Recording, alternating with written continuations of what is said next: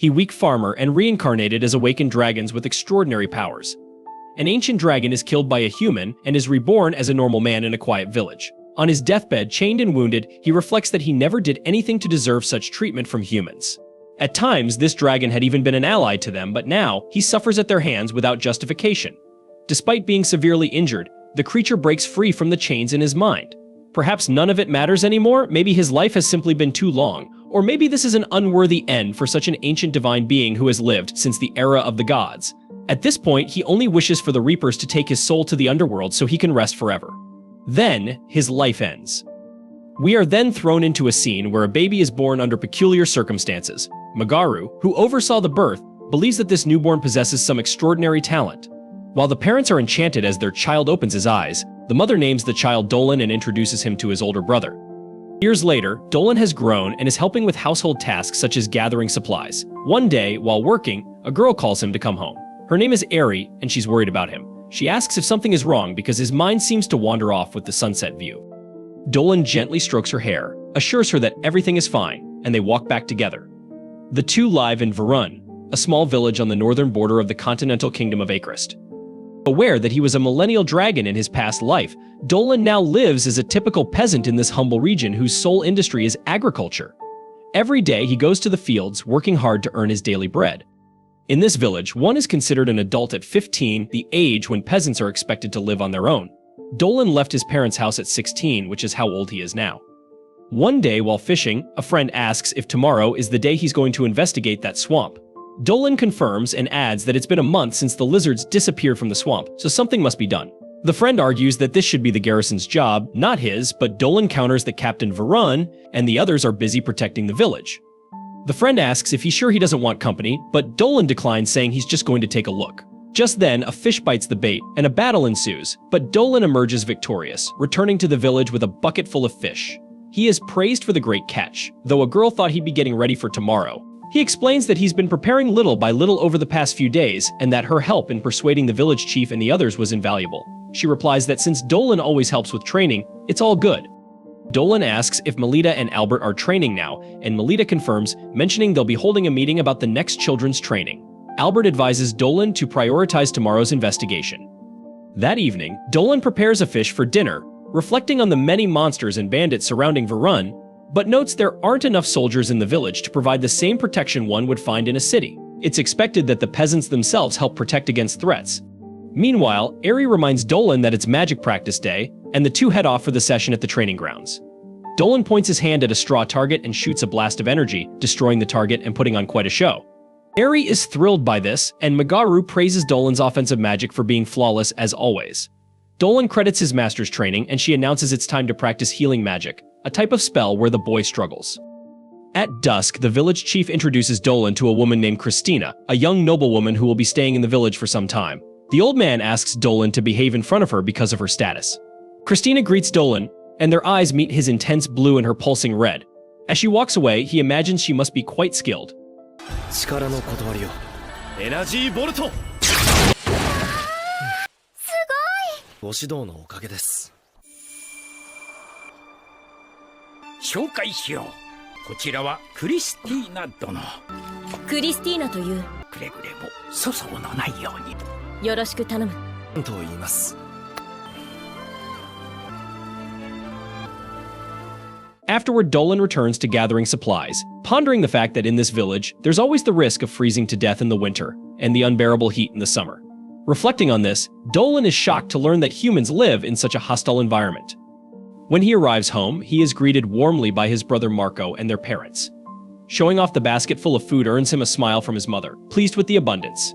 Naturally, dinner was ready, and everyone ate with enthusiasm. Dolan's father comments that living alone may be relaxing but also lonely, so he advises his son to find a wife, as Dylan did. However, Dolan prefers to enjoy his single life a little longer. His brother brings up the swamp Dolan will visit tomorrow, and their mother worries about the dangers he might encounter. Dolan reassures her that he's only going to take a quick look. His father adds that Dolan is an adult and can make his own decisions as long as he returns safely to ease his mother's worries. To that, Dolan is confident nothing will go wrong, and he'll even have a great story to tell. The next morning finally arrives. Captain Varun still believes he should accompany the boy on this excursion, however Melita argues that it doesn't make sense since, if the monsters attack, the village would be left without its captain. Letitia offers a simple blessing from the goddess, while Magaru warns that her fortune reading showed a small hint of something bad on this journey, so Dolan should be careful. Eri made lunch for him and hands it over. With that, Dolan bids farewell to the village and sets off on his journey. As he walks toward his destination, he finds himself thinking about how the swamp lizards used to interact with the village of Virum from time to time. However, one day they simply stopped showing up. That's when Dolan volunteered to investigate the reason. Even though he had no idea what he might find, at the end of his journey he arrived at the swamp. He placed his hand in the water, and with some form of sensory technique, he realized that the lizards could no longer survive there because the power of the earth elementals had grown too strong, while the water elemental's power was weakening. He knew very well that Lady Maguru's divinations were usually spot on, so he had to stay alert. Speaking of which, he suddenly heard noises in the woods surrounding the swamp. To survive in a place like this, whatever it was had to be a pretty tough creature, so his attention sharpened even more. Then, out of nowhere, a lamia appeared in front of him. In other words, someone who was half human, half snake. It was certainly not what Dolan expected to see, but since she had appeared, it confirmed the rumors the village had spread about this creature, rumors that all spoke of her unparalleled beauty. She asked if Dolan was alone, and he confirmed it. This seemed to relieve the lamia, though she wasn't quite sure how to proceed. Maybe she should try using those seductive moves her mother had taught her so many times. She gave it a shot, but in reality, it was far from being the kind of dance that would make someone feel attracted. In fact, it had quite the opposite effect. At the end of her awkward performance, the lamia assured him she wasn't there to fight, but a gigantic creature emerging from the swamp didn't seem to share that intention. When the massive monster threatened to crush the lamia with its hand, she could only scream and brace for death. However, Dolan sliced through the opponent's wrist, stopping the tragedy from unfolding. Naturally, he pulled the woman away to escape, but the monster was determined to block their way. The girl asked what that thing was. Without answering, Dolan covered her mouth and told her to tuck in her tail, as it was sticking out from under the mushroom they were hiding beneath. After a while, the monster gave up and left them in peace. こんなところに一人で来るなんて。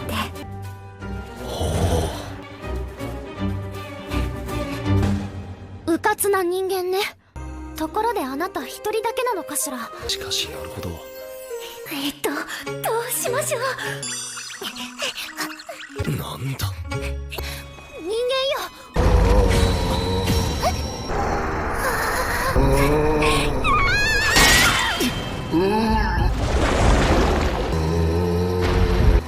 なんなんですかあれ。Dolan then explained that the creature was a deranged earth elemental. There used to be humanoid lizards that lived in this swamp, but one day they all disappeared, and that thing was probably the reason. Dolan had heard there was an earthquake some time ago, which had likely affected the elementals. Unfortunately, there was no way to reverse what had happened. Changing the subject, he introduced himself to the lamia, who revealed her name was Celina. Dolan then asked if all lamias could use magic, and she confirmed they could. In that case, the human suggested they team up to fight the elemental, but the woman panicked. Lamias were earth creatures and wouldn't be much help against a monster of the same element, though there was one lamia spell that might work on an earth elemental. Dolan offered to go ahead while she provided support, to which Celina responded, saying she would stand by him in sickness and in health. He chuckled and asked if that wasn't something people said when they got married, to which she apologized for the slip. Then Dolan charged to the front lines while Celina wondered if she could really work with a human she had just met. Regardless, the boy gave the signal and the joint attack began. Dolan deflected the first few earth projectiles the monster threw at him, and Celina seized the opening to curse the opponent with a spell called Jirum, which summoned a colossal serpent that coiled around the enemy and bit its head. However, Celina couldn't hold this magic for long, so the human had to act fast. Knowing this, Dolan rushed at the elemental. Even though the monster managed to shake off the serpent, he dodged the new projectiles, climbed up the creature's head, imbued his sword with draconic magic, and sliced the elemental in half. With the monster defeated, its muddy body spread across the land, splattering Celina and covering her in filth. 我が身に流れる呪わしき魔でその呪いを敵に与え遮断。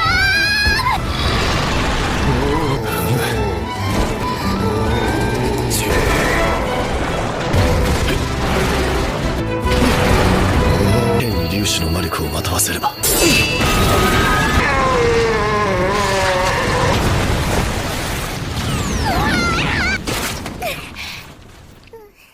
Dolan checked on her, and after confirming she was fine, extended his hand and invited her to dry off her clothes. Soon they gathered in an abandoned village and cooked a meal. Celina mentioned how the boy hadn't seemed afraid of her, and he replied that she seemed different from the lamias he knew, as they were usually more cautious of humans and, as a result, more aggressive. He then added that there weren't any lamia villages around, so he asked what she was doing in the area. She explained that when Lemmius turned 17, there was a rule in their species that they had to go out and find a husband, as they were an exclusively female species. Rarely did they give birth to a boy, and when they did, it was always of the father's race.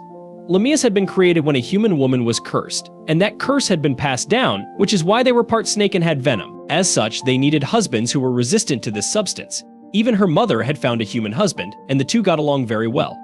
Listening calmly, Dolan remarked that Celina was a very adorable Lamia, but she got angry, thinking he was treating her like a child. Dolan laughed at her reaction and served her a portion of food.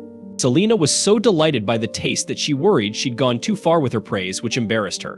Easing her nerves, Dolan thanked her for the compliments and mentioned that his mother had taught him how to cook. Celina observed that he smiled gently when talking about his family and suggested he must love them dearly, which triggered a memory of his old life. The solitary dragon in the cave was long gone, and he needed to accept that.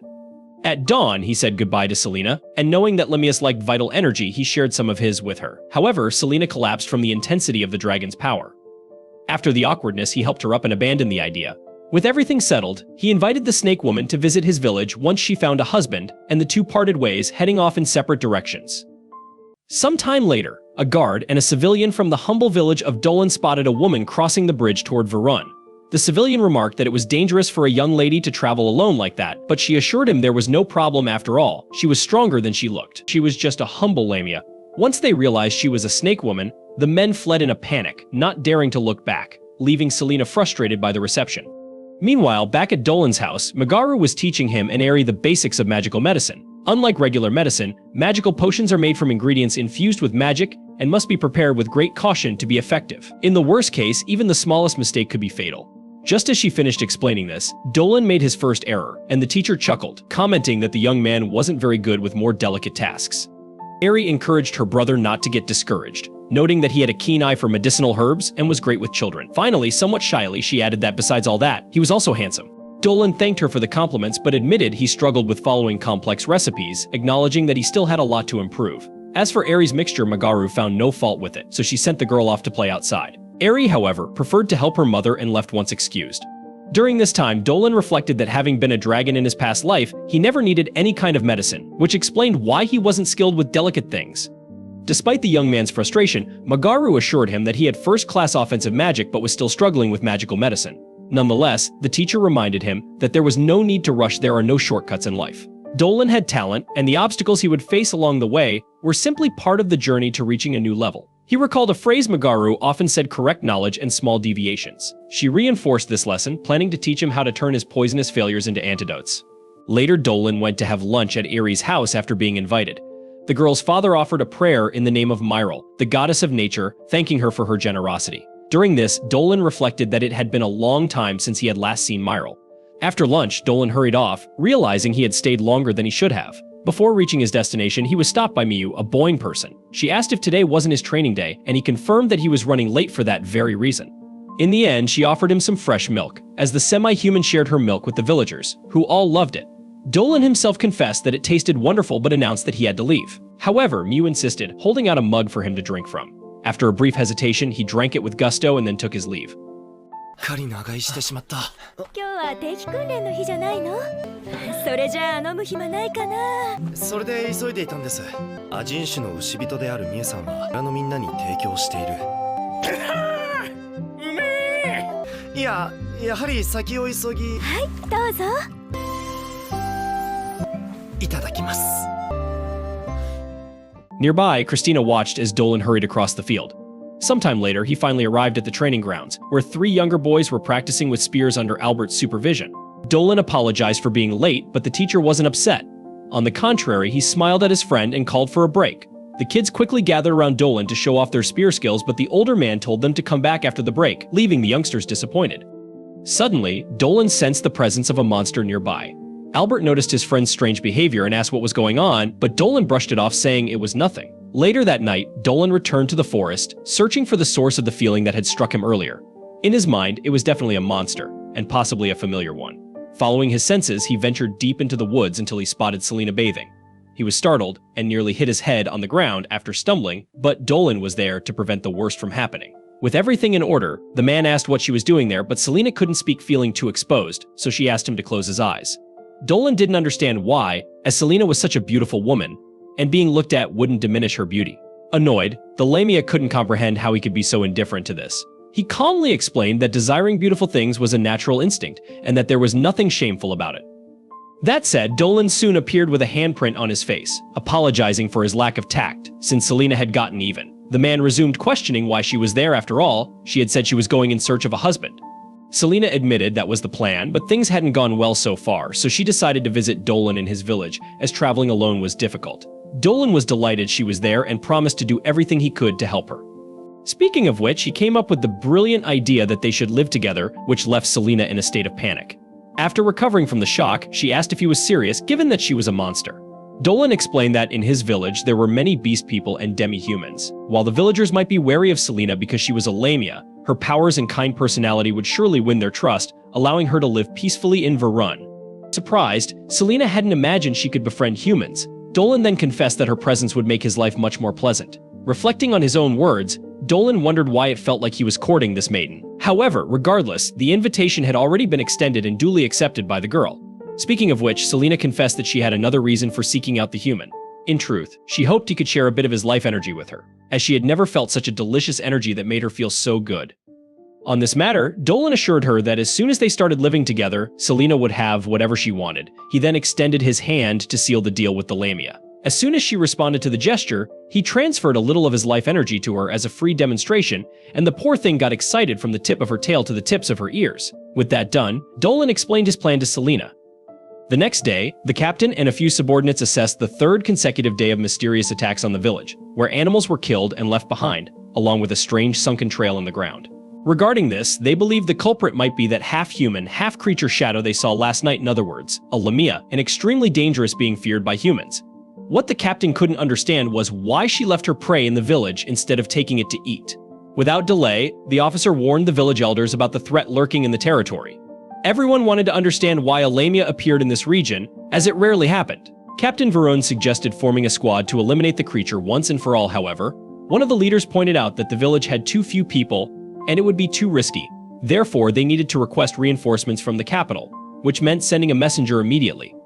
Meanwhile, Dolan overheard the conversation while working with Albert, gathering wood, reflecting on how deep the divide between humans and monsters was. To him, it was sad to think that a woman like Celina, so kind and gentle, would be hated by people just for being who she was. Back at the meeting, Magaru urged everyone not to panic and acknowledged that Verun was deeply concerned for the village. Still, she explained that the Lamia was probably leaving the animals as offerings to the village and suggested they should try to understand why. At that moment, Eri arrived at the meeting with the results of the divination suggested by Magaru. The elder carefully examined the strange pot and concluded that Eri had reached the same outcome as her. In other words, the divination predicted that the appearance of the serpent was a good omen, and everyone should wait to see what happens. Hearing this, Dolan celebrated the decision and rushed back to Celina. At the end of the day, knowing he could now move forward with the final part of his plan, upon reaching her, he informed Celina that the offering plan had worked and then explained the next step. The following day, Verone explained to the other soldiers that a Lamia had been spotted in the area, so a new training session would be held that day to keep everyone sharp in case something happened. The children were captivated by the captain's imposing presence, especially Toro, his son. Meanwhile, Dolan pondered that this was the core of Verun's defense, and these were the people who would help with the final part of his plan with Celina, including the captain, the lieutenant, and even the priestess Letitia, who could use healing miracles and antidotes. However, since she was considered a messenger of the goddess Myral, Dolan needed to be careful not to make her see Celina as a threat, as that would mean the end for her. In any case, the rest was now up to the Lamia. Knowing this, the poor thing trembled in fear. 聞いていると思うが、だが野外定期訓練を実施する。なんせ俺の弟だからな。我ら辺境の民は村の主なメンツがほぼ集まってんな。作戦の仕上げには助かるメンバーでもある駐在兵隊長のバランさんと第一母神マイラールの新幹戦士、その副長マリーダさん。彼女の言葉は神の代弁。頼むぞセリナ、迎え入れることができる。The night before, Dolan had planned for her to save him during training in the burrowing rabbit territory, as he would purposely enter the animal's den and then give the signal to be rescued by Celina. However, despite the plan, a guard came rushing during the training to report that an armored bear was approaching. Without delay, the gigantic beast appeared in a fury. Verun ordered no one to attack, as a blow from the beast could cut a human in half. The problem was that Toro was defenseless and very close to the bear. Dolan quickly sprang into action, jumping on the boy to prevent a tragedy. At the same time, Celina suddenly appeared, jumping onto Dolan to shield him from the beast's claws. In response, the Lamia cast a spell on the bear, ordering it to return to the forest, stunning everyone as the beast obediently followed her command. After getting rid of the bear, Celina asked if Toro was okay, but the captain doubted the Lamia's intentions and threatened her. Dolan argued that she had saved him, and Melita agreed. Still, Varun remained suspicious. He questioned why the Lamia had been leaving offerings in the village and why she had saved Dolan and Toro. Celina explained that she had saved them because their families would be heartbroken if they died. With that, Celina bowed and pleaded to be allowed to live in the village, explaining that her father was human and had always loved her mother. Upon hearing this, Varun asked Letitia for her opinion. The priestess received a message from the goddess Myril, stating that the Lamia before them was not a threat and that everyone should live in harmony. She then approached Celina and noted that the creature was keeping her eyes closed to calm the human fear of curses. But she gently asked the young Lamia to open her eyes because everything was alright. However, Celina was gravely injured and ended up fainting. After some time, Celina recovered and was given a house to live in. When she visited her new home, she was touched by the kindness she received from the villagers. There was even a plush mushroom inside the house, an idea suggested by Captain Varun himself. Speaking of him, Varun apologized for pointing his weapon at the Lamia, as she had saved his son's life. Eri asked Celina to share everything she knew about her species so they could learn how to take better care of her. Similarly, Celina wished to learn all she could about the human race. Finally, Dolan pretended not to know the serpent and extended his hand as a greeting. She cried and responded to his gesture, and with that, Dolan welcomed Celina to Veron village. As the days passed, observing the daily routine of the newest resident in his life, Dolan felt happy about how quickly she had adapted. Because of this, he felt indebted to his old friend the goddess of nature Myril. One night, after a long time without doing so, the young human used his astral form and ascended to the skies to meet her. In no time, responding to her friend's call, Dolan appeared in his draconic form to talk about Celina. At first, Dolan was surprised that Myril had recognized him in his human form. She explained that she had sensed the dragon's soul through the prayers offered to her. Likewise, she was also surprised to notice the renewed energy with which Dolan was now living, since he had always seemed so weary of life. In fact, the creature admitted that he hadn't felt any despair when he was on the brink of death. However, when he was reborn in that village where he now lives as a human, Dolan realized that the people there lived as if each day were their last. Though some celestial beings might see human life as fragile and short, humans burn brightly with great intensity. Speaking of which, Myril observed that the dragon was now shining just as brightly. Finally, Dolan thanked the goddess for everything she had done and continues to do for him. At dawn, Celina woke Dolan in his home, full of excitement because today was the day they had made plans. Dolan understood her enthusiasm but asked the girl to at least knock before barging in. Embarrassed, she apologized for her mistake and noticed that the young man seemed quite happy that day. He mentioned that he had dreamed of a friendly sheep who had spoken kind words to him. Putting that aside, he asked Celina to remind him what was planned for the day. She frowned before remembering that they were supposed to plant potatoes with Christina, and she would be quite upset if she found out that he had forgotten about it. Meanwhile, in a large city, a boy was selling newspapers featuring the latest updates on the case of the missing women. In a beautiful palace in that city, walking through the vast corridors, a woman arrived at a large door where a stone fairy acted as a sort of receptionist for an office inside. Director Olivia, a beautiful woman with pointed ears, awaited the arrival of a young lady bringing correspondence from Christina, the pride of the institution. Olivia opened the letter, which contained a report on Christina's stay in the small village of Veron. In the letter, Christina described how this northern territory of Galola was facing severe weather conditions that threatened the safety of its residents. As a result, combat training was essential for those who lived there. We are then taken to one of Christina's training sessions, where she faced Melita, the local vice captain, impressing all the onlookers with her remarkable swordsmanship.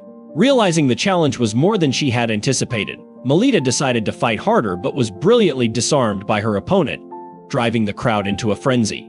Afterward, the victor helped the vice captain to her feet, and Melita graciously acknowledged her defeat, praising Christian Creighton. Likewise, Christina spoke highly of her opponent's skills with equal enthusiasm until Bolland arrived, equally thrilled by the successful exercise. Melita invited everyone to lunch together, and the captain urged the villagers to show great hospitality to the guest. Reflecting on this, Christina wrote to Olivia about how the people of Veron were extremely kind and welcoming, quickly making her feel part of their community. 日常的に戦闘訓練が行われています。いやいや、まだ本気じゃないだろ。やれやれ。だが本気じゃないのは確かだろ。いいですよ。望むところだ。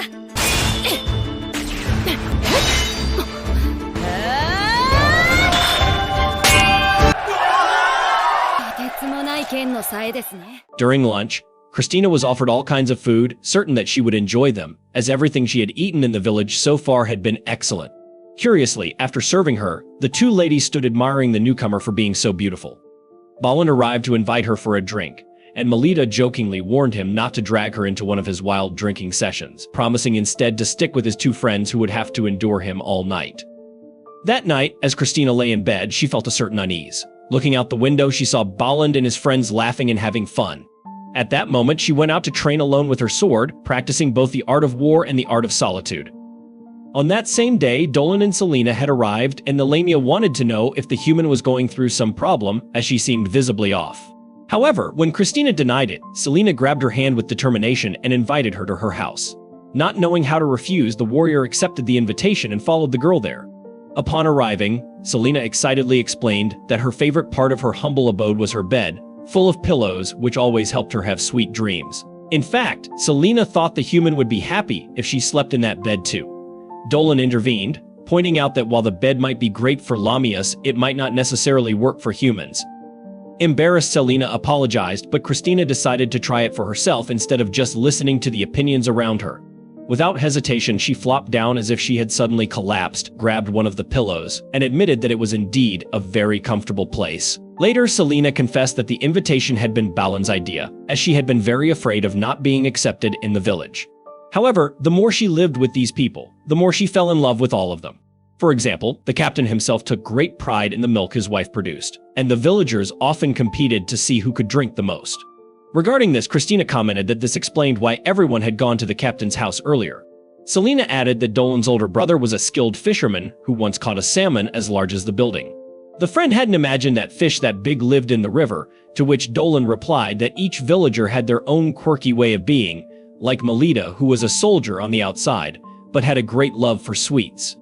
The next day, the milk season had begun in Veron, with the only source of this special beverage in the region being the captain's wife. With her secret techniques and skills, she served the entire village with a smile on her face. Even Dolan couldn't miss the festivities this time, joining Dolan, who was eager to see who could drink more than him. Finally, it was time for Christina to join the milk celebration. Excited to try this drink that everyone in town adored, thrilled to have another customer, Miu went to prepare another mug.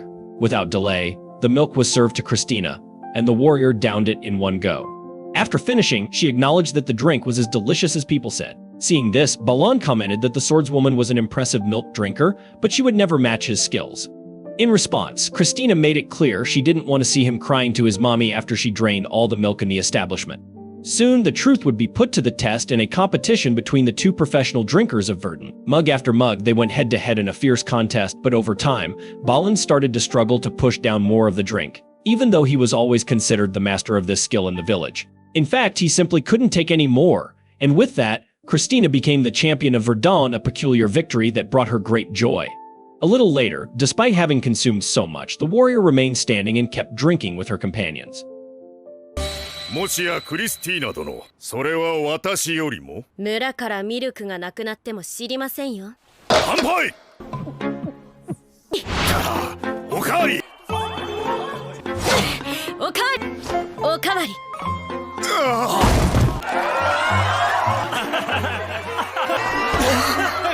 Miu approached and made a somewhat strange request to the contest winner. She wanted Christina to try the milk made by her daughter. Miu had hoped her husband would be the first to taste it, but since he had sadly passed away, the honor would now fall to Christina. With that, Christina grabbed the bucket of milk and drank it without even flinching. Quite the opposite, she confirmed it was indeed excellent, very sweet and flavorful, just how she liked it. In fact, she wasn't satisfied and asked for a little more. Overjoyed, Miu embraced the human in gratitude for her support. As she received this slow-motion hug, Christina reflected on how, thanks to Dolan and Celina, she had grown closer to the people of the village, making Veron a more cherished place in her heart with each passing day. After Olivia finished reading the letter, the lady who had delivered it became intrigued by the story of Christina being friends with Lamia. Just as a man knocked on the door to enter, soon after, upon descending to the ongoing party, the headmistress of the Magic Institute announced to her friends that a student had formed a friendship with Lamia. Some of her colleagues were skeptical about this story, claiming that it was rare for humans and monsters to have such relationships. However, Christina's actions had spread so widely that others had no doubts about the feats of this woman. In fact, a woman named Karen personally questioned her about the Lamia everyone was talking about. Given that Karen was a mage working for the central government, Olivia didn't understand why she was so concerned about a lamia. Karen then explained that the worry came from the threat the creature could pose, even if it was just one. After all, there had been a series of disappearances recently, and it would be unfortunate if another bad story spread throughout the kingdom. Olivia countered by saying that the lamia had been seen by the goddess Myrelle herself as a divine message of peace and unity. But Karen insisted that everyone should still prepare for the worst and asked which jurisdiction Verdun fell under to see if Celina could be summoned to Galola. At that moment, a man appeared claiming to be responsible for the jurisdiction in question and stating that he would send an emissary immediately to handle the situation. Meanwhile, Dolan, Celina, and Christina were planting potatoes as planned when a soldier summoned the three of them to the village gate. Immediately upon arrival, the village chief pulled Christina aside, while the Northern Frontier Commissioner announced that the lamia must be taken to the government to prove she was truly harmless. The villagers reminded him that the goddess Myrelle herself had declared the lamia a good sign, but the commissioner still needed to follow official procedures before releasing the creature. At least he granted Dolan's request to accompany his friend. After the convoy's departure, Christina planned to speak to the headmistress as soon as possible. Knowing she held great influence in the central government, using her Sealy boost ability, she quickened her pace and set off. Meanwhile, Dolan asked if Celina was feeling any pain from the carriage ride, as she wasn't used to traveling that way, but she reassured him she was fine. He then promised that the government's procedures wouldn't take long, but Celina was more concerned about the trouble she was causing for the villagers.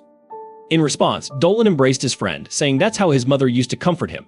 Celina began to cry at the kindness shown to her, and Dolan reassured her that everything would turn out fine.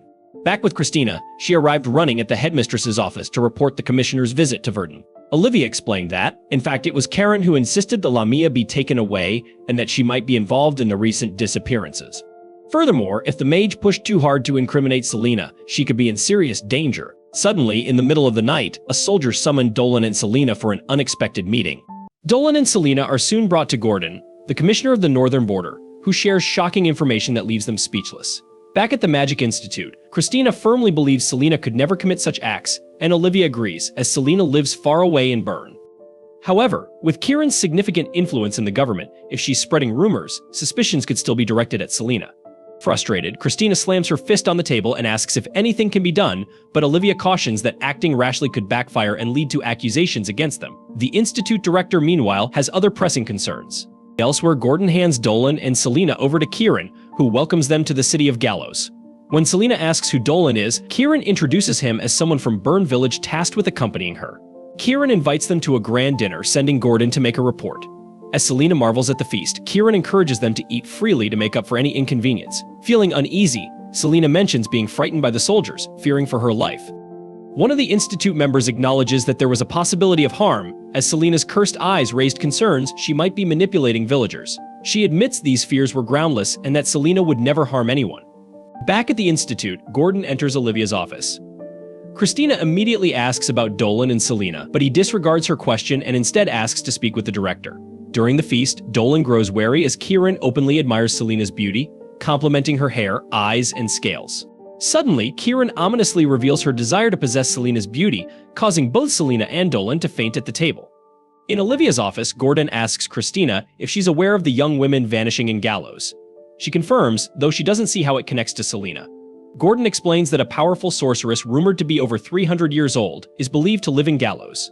This sorceress, he reveals, has been using forbidden magic to seal the bodies of young women to maintain her youth, and now she has set her sights on Celina. Alarmed, the Institute realizes they must act quickly before tragedy strikes. Meanwhile, Kieran, overdid at capturing Celina, reveals that it has been years since she last saw a live lamia. She confesses her intent to use Celina's skin, scalp, and hand. However, Dolan awakens and demands Kieran stay away from Celina, having broken free from his restraints. Kieran is surprised, thinking she miscalculated the sedative dosage. Dolan notices the magical circle on the floor, which reeks of blood, and demands to know how many people Kieran has harmed. Dodging his question, Kieran cryptically says she stopped counting after 100, hinting at her disregard for life.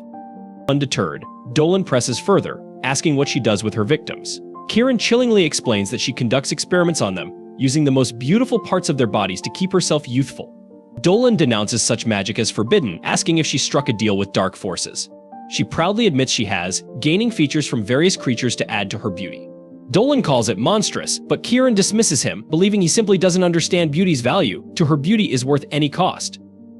なんて綺麗な肌。生きたラミアは久しぶりだわ。まずはこの肌を剥ぎ取って。セリナに触れるな。薬の分量を間違えたかしら。血の匂いが染み込んでいるな。あなたを縛ったのはあなた本当に人間？随分手慣れているようだが、もう一度聞こう。みんなそれぞれ美しいものを。この腕は荒くねの娘。エルフの皮膚も美しいでしょ。この美しさがわからない。俺の欲望に従うとは。そろそろ帰る。 Just then, Celina, who had been pretending to be unconscious, confronts Kieran, accusing her of killing those who came to her for help. Kieran coldly defends her actions, seeing her victims as fragile beings who would eventually ruin their own beauty. Outraged, Celina shouts that Gordon was right about Kieran's sinister nature. Stunned, Kieran realizes too late that Gordon had given Celina and Dolan a magical item that transmitted every word she said. In that moment, the wall blasts open, and Gordon enters with members of the Magic Institute. Christina rushes over to Dolan and Celina, while Olivia apologizes for the ordeal. Gordon orders Kieran's arrest, and soldiers quickly surround her. Olivia accuses Kieran of trying to frame Celina for the disappearances, only to plan a false report claiming Celina was killed resisting arrest, so she could take Celina's body for herself. Kieran, enraged, argues that people blessed with natural beauty could never understand the lengths she's gone to achieve it. Since childhood, Kieran had envied the beauty she saw around her, but knew she wasn't part of it. This feeling drove her to search for increasingly twisted ways, a pursuit that brought her to this point. As the soldiers take her away, she insists her actions were justified by her relentless pursuit of beauty. In her obsessive quest for beauty, Kieran targeted young women, eliminating them one by one to piece together her ideal form. Yet, it was never enough. The more she attained, the more she craved. Determined to showcase the results of her centuries of forbidden magic, she morphed into a monstrosity and threatened to attack her foes. Christina, shocked at Kieran's transformation, was soon informed by Dolan that Kieran had fused her body with parts from various creatures. Kieran then boasted of her beauty, formed from countless lives, claiming she would live forever in harmony with the creatures she had merged. She threatened her enemies, declaring that they too would become part of her collection. In response, Celina unleashed her cursed eyes, paralyzing the monstrous Kieran. Seizing the chance, Olivia led the soldiers to safety, knowing they were powerless against such a formidable opponent. But as Celina's strength faltered, the spell broke and Kieran lunged to strike. Christina intercepted, severing several of Kieran's fingers, proclaiming that harming her friends deserved death. However, Kieran's fingers regenerated instantly, and Christina charged again, slicing through Kieran's tentacles with powerful magic. Furious at Christina's audacity, Kieran summoned dark magic known as the Egg of Aster, causing dozens of eyes to appear across her monstrous body. Realizing the threat, Olivia prepared to act, though she knew summoning the underground spirits might endanger everyone present. Dolan quickly drew 2 magical sigils, preparing a barrier and an offensive spell. Approaching Kieran, he asked if she was truly happy. Enraged, Kieran demanded he admire her unmatched mana and beauty. Dolan replied that beauty achieved through bloodshed could never be real beauty, reminding her that the body she used had belonged to people with their own hopes and dreams. Dolan then summoned the Celestial Spear, unleashing a rain of magic that trapped Kieran within a circle, ending her threat.